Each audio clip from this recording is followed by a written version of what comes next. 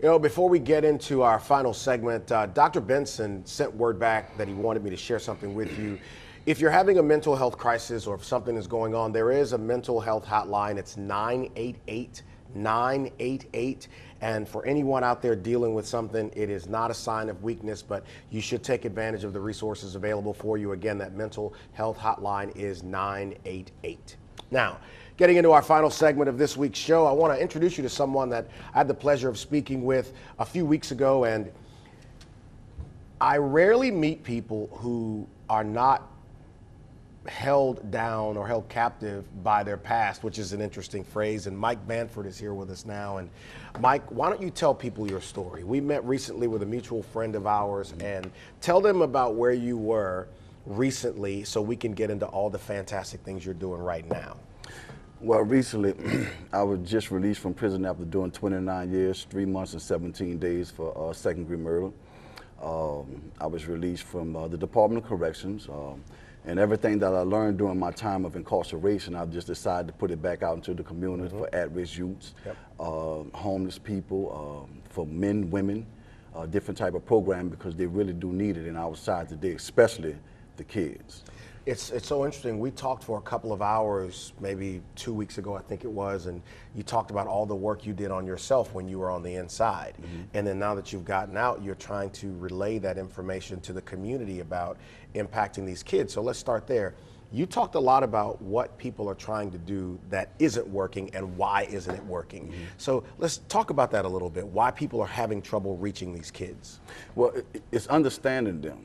And the one thing that we all have in common is that we've been misunderstood. We know what it feels like to be in pain, to feel shame, sadness, disappointment, and not loved.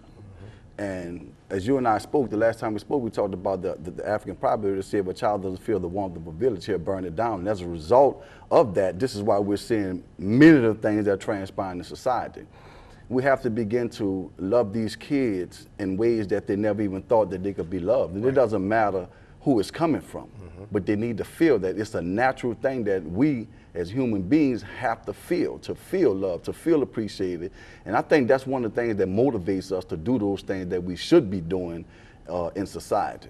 They are so filled with anger, and so many of them, people say you can't reach. But I had this conversation with someone yesterday who just talked about being patient to get, once at this particular kid he was talking about realized that the person actually did have value in him, the walls began to come down, and then he got to know each other. They got to know each other. How do you advise interacting with some of these young men, especially those who are just on the other side of the line?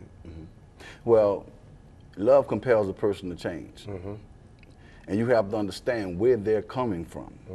Why did they chose the direction of the path that they've chosen? Because you was once that individual too. Even if you didn't touch a life of crime, you did something you had no business doing. And a lot of times we look down on them instead of lifting them up and letting them know, I care. These are the tools that you will need to survive in this life. We speak to them in ways that take away from them, and we don't speak to add to their life. Because you're dumb, you're stupid, you'll never be nothing. And those words have a tendency to sink in that individual, and they'll begin to live that out. Yeah, what are some of the biggest goals you have now? Because I know that you are really intentional about engaging these kids and the community as a whole. What are your goals now? My biggest goal right now is to actually help these kids. When you turn on the TV and you see juveniles, 15, 16, 14, have committed a murder, armed robbery, been arrested, that's disheartening. So my goal is to sit down and ask them kids questions. And the thing about us, we have to ask them questions, how you feel, what you think. These are questions that will give you an opportunity to build a bridge, because we done built the wall for so long. That lets them know that you care. And some of them may want to talk at the time, and then some of them may not want to, but you still have to try your best to build a bridge. You have to lead with love, grace, truth, joy, and motivation and encouragement. You know, you told me quickly here, I got about 30 seconds, that you are trying to establish a curriculum that you want to be able to get into places to impact kids. Just quickly tell me what that is. It's the village. It's to give them a place to go to talk, to relieve everything that they're going through. Because if she's working 2 jobs, or she's working 1 job, or she's not functioning in the right state of mind, where could it go? 85% of the household in the state of Louisiana are fathers the last time I checked. So now what happens then? Who leads the child? Who gives them what they need? I'm going to get you back. I've got something special in mind for you that I want you to help me with. Mike, I appreciate you coming in here.